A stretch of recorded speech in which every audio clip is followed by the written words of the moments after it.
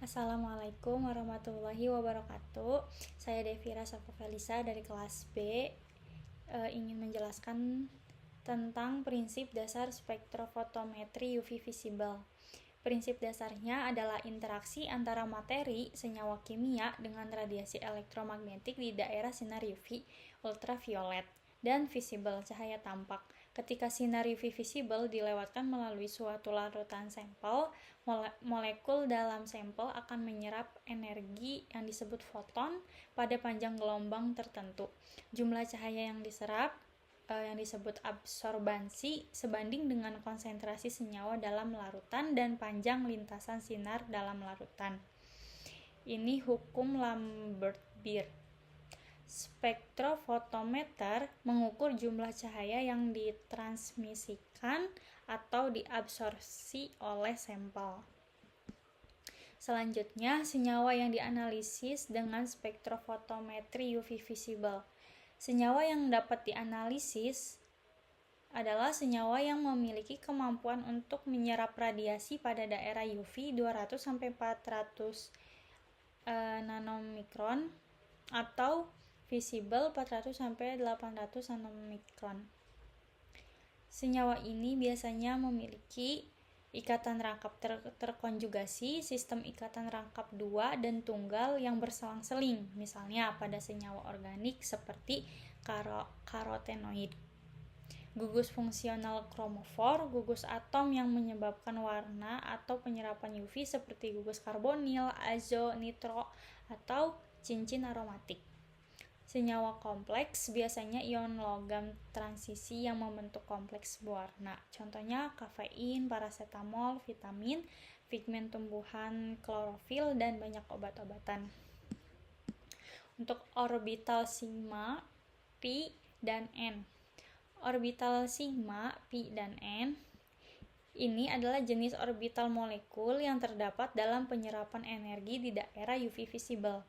Orbital sigma itu orbital ikatan yang terbentuk dari tumpang tindih orbital secara kepala ke kepala. Maksudnya sepanjang sumbu antar inti.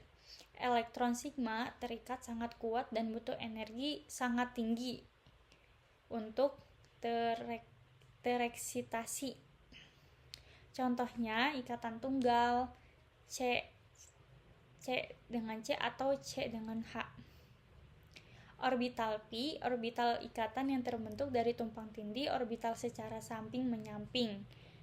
Maksudnya di atas dan di bawah sumbu antar inti. Elektron pi terikat lebih longgar daripada sigma. Contohnya ikatan rangkap 2 atau rangkap 3. Orbital n non-bonding. Orbital yang ditempati oleh pasangan elektron bebas non-ikatan pada atom seperti oksigen, nitrogen, sulfur, atau halogen. Elektron n paling mudah dieksitasi. Contohnya pasangan elektron bebas pada atom oksigen di alkohol atau atom nitrogen di amina. Penyerapan UV visible biasanya melibatkan transisi energi dari n ke pi atau pi ke pi ke orbital anti-ikatan. Selanjutnya, faktor-faktor yang mempengaruhi pergeseran panjang gelombang. Faktor-faktornya: pergeseran panjang gelombang, lambda maksimal, tempat sampel menyerap paling banyak dipengaruhi oleh beberapa faktor, terutama pelarut, solvent. Pelarut polar dapat berinteraksi dengan gugus kromofor yang dapat menstabilkan keadaan dasar atau keadaan tereksitasi, menyebabkan pergeseran lambda maksimal. Contohnya, perubahan polaritas pelarut sering menyebabkan pergeseran lambda maksimal pada transisi n ke pi atau pi ke pi. Struktur senyawa, substituen, dan konjugasi.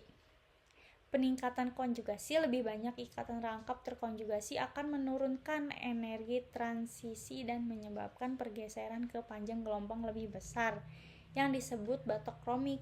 Adanya gugus oksokrom, gugus yang memiliki elektron N seperti OH atau NH2 dapat memperluas sistem konjugasi dan menyebabkan pergeseran batokromik. Selanjutnya pH. Untuk senyawa asam atau basa, perubahan pH dapat mengubah bentuk ionis senyawa yang mengubah sistem konjugasi dan oleh karena itu mengubah lambda maksimal. Contohnya fenol, fenoksida memiliki lambda maksimal yang berbeda. Istilah pergeseran batokromik, lambda maksimal bergeser ke panjang gelombang lebih besar atau bisa dilambangkan merah. Pergeseran hipsokromik, lambda maksimal bergeser ke panjang gelombang lebih kecil dan dilambangkan berwarna biru.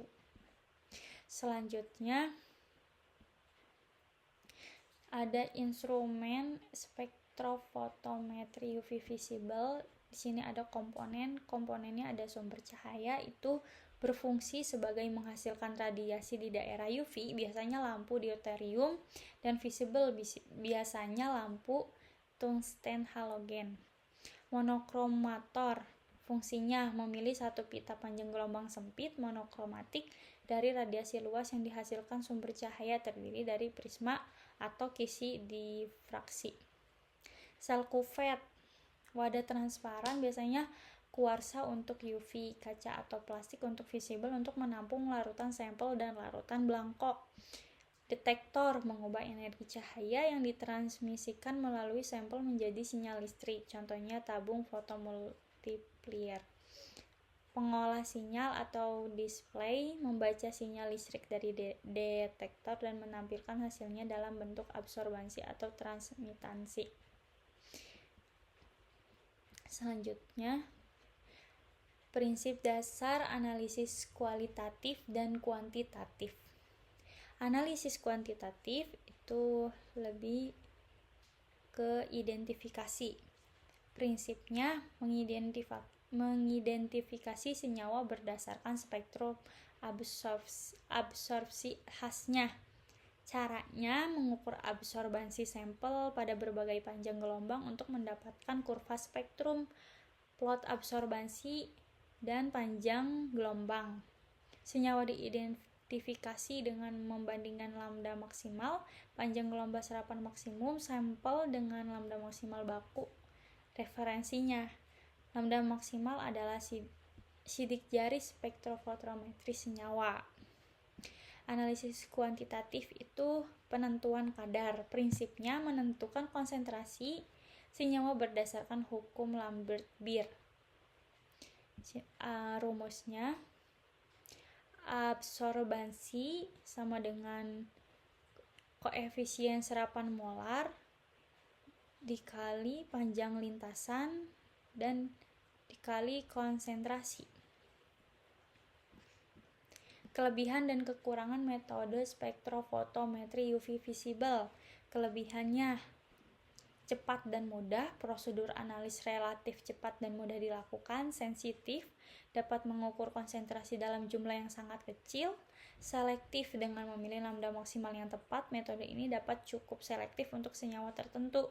Non-destruktif, sampel biasanya tidak rusak selama pengukuran.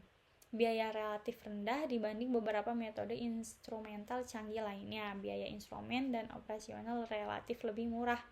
Kekurangannya ada gangguan interferensi, kehadiran zat lain yang juga menyerap pada lambda maksimal yang sama dapat mengganggu hasil atau positif palsu. Jadi biasanya itu hasilnya lebih besar.